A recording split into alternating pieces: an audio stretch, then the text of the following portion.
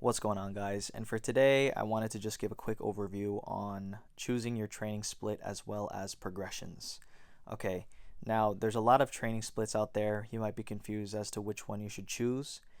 In terms of being a new lifter or just someone that wants to get into a new split, I would suggest just picking one, truthfully, and sticking with it for around 2 to 3 months or so.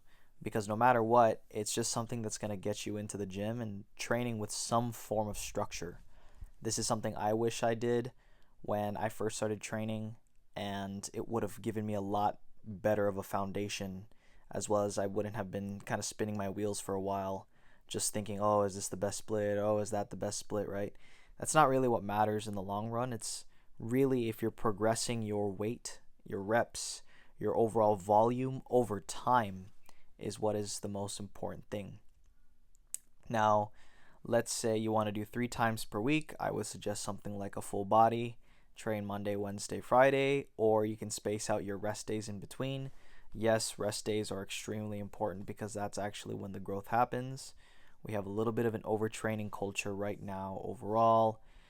You'll see on social media a lot of people will be posting about how they train balls to the wall every single day and they look like this Greek god, magical, jacked Thor physique, right? Well, a lot of people on social media are on some form of steroids, so the recovery is going to be naturally faster than yours, assuming that you are a natural lifter.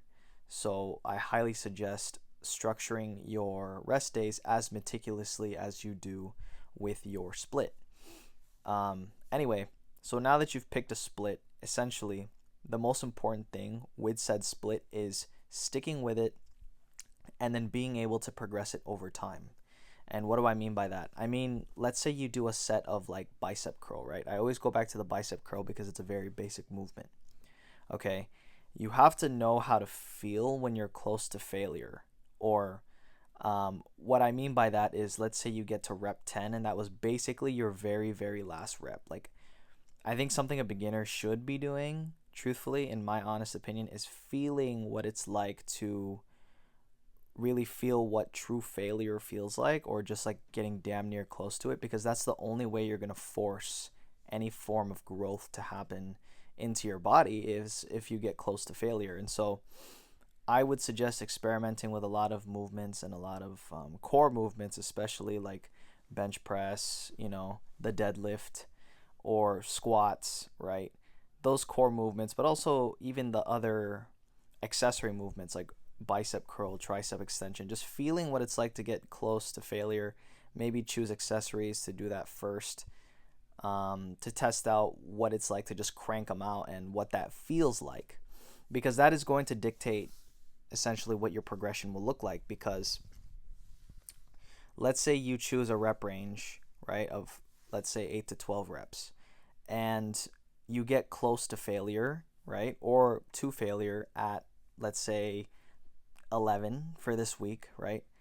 The next week, if you hit 12 for all 3 of your sets, let's say you do 3 sets of bicep curls for this one session, right, on a Monday, and then the next Monday, you got to 12. Now, the call there is, do I wait until the next week for me to increase my weight, or should I see if I surpass my rep range? The answer here, I know I'm a little bit all over the place, is if you're going to go next Monday, right, and you hit bicep curl and your goal rep range is 8 to 12, and for at least 2 of the sets you're able to get past 12, it is now time to go up in weight. But the only way you're able to dictate that is if you were able to feel what it's like to be close to failure, because it's the degree of difficulty in challenging your muscle, right? So for upper body, typically you would increase weight around 5 to 10 pounds. For the lower body, about the same thing. For beginners, you can get away with around 10 to 15 per increase in weight. But my highest, I guess, suggestion would be, if someone were to choose to progress themselves overall, it would be first to do, like, pick a rep range, and then you want to surpass your rep range for at least 2 sets before you even think about picking the next weight. Because ideally, you would pick a weight, like once you go up, heavy enough that it's so heavy that it would bring you back down to 8 reps, and then you kind of build it back up. See, let's say you went like 3 sets of 8 to 12 of bicep curl, right? And when you first started, you were at 3 by 8, right? You got to 8 reps on all 3 sets, right? And the next week, you get to like all 3 sets are 3 by 12, right? So then there's the choice, right? There's, okay, am I going to go up in weight next week, or am I going to just try to see if I can beat 12 the next week? So I like to, especially with my clients, I like to see if they can prove that they're basically ready to move on to the next weight, because sometimes it could be a fluke that you just so happen to be more energized that week, or you just so happen to just let's say maybe you got more sleep, or something happened at that one time and it was a fluke, and then I'll progress you too quickly, right? And that's something I want to avoid. So I want to see probably 3 by 14, or 2 sets of them get to around 14, and then even if you get close to the last one, let's say get to like 11 or 12, the next week I'll make the call to increase your weight enough that it would bring you back down to 8 reps, if that makes sense. So if you started off with like 10s or something, I would probably bring you up to like 15s or so that next week, because that would probably be enough to get you to be at around 3 by 8. I know I just threw a lot of information out there, but you can pretty much do this kind of progression for almost all of your lifts. There's a lot of feel to this in terms of progression.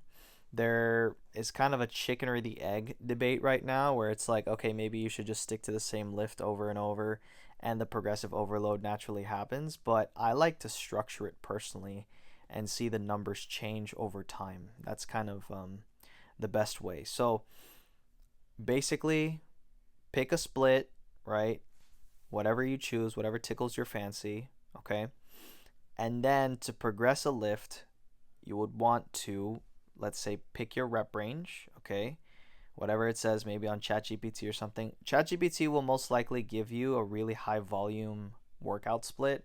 So I highly suggest bringing that shit down to around 2 to 3 sets per, and maybe reducing the exercises. If you want to DM me directly, I can help you with your split and everything. But I highly suggest that your main priority right now is progressing the lifts and then mastery over said lifts. That's the most important thing. And then if you want to progress yourself, again, let's say you're doing 2 by 10 to 12. And the first week you get 2 by 10. So you get 2 sets of 10 completed. And that was close to failure, if not failure. Next session you get to 2 by 12. Okay, so that's now at the end of my rep range. So the next week, still have the same weight that you've been using since week 1, and see if you can beat 12 reps for both sets. So now that you got, let's say, 2 by 13, okay, so then the next week you can go up in weight and then bring yourself down. Bring the weight up enough to get you to fail at around 10 reps again, and then build it back up. So that's pretty much how it works. Overall base progression, and overall base just picking your split and then sticking to something.